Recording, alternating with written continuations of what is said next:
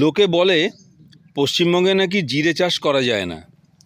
অনেকেই ট্রায়াল করেছিলেন, কিন্তু এই দেখুন সুন্দরবনে বাসন্তী ব্লকের নফরগঞ্জের বিরিঞ্চিবাড়ি গ্রামে সুরঞ্জন মণ্ডল মহাশয় তিনি কিন্তু জিরে চাষ করছেন।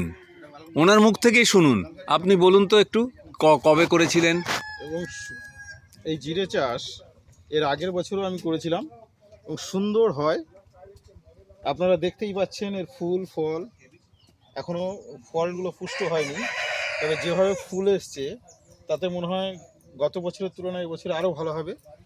যদি কেউ করতে চান তাহলে আমি বলবো ডিসেম্বর মাসেই এর বীজটা বপন করতে হবে এবং সেচটা ঘন ঘন দিতে হবে, আর যাতে জল নিকাশি ব্যবস্থাটা থাকে সেই ব্যবস্থাটা রাখবেন।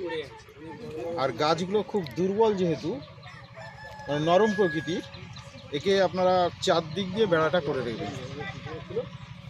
বেড়া করার উদ্দেশ্যটা কি? বাতাস যাতে না? হ্যাঁ, বাতাস যদি এর মধ্যে ঢোকে তাহলে গাছগুলো পড়ে যেতে পারে। মোটামুটি একটা গাছ থেকে আপনি আনুমানিক কতটা পেতে পারেন বীজ?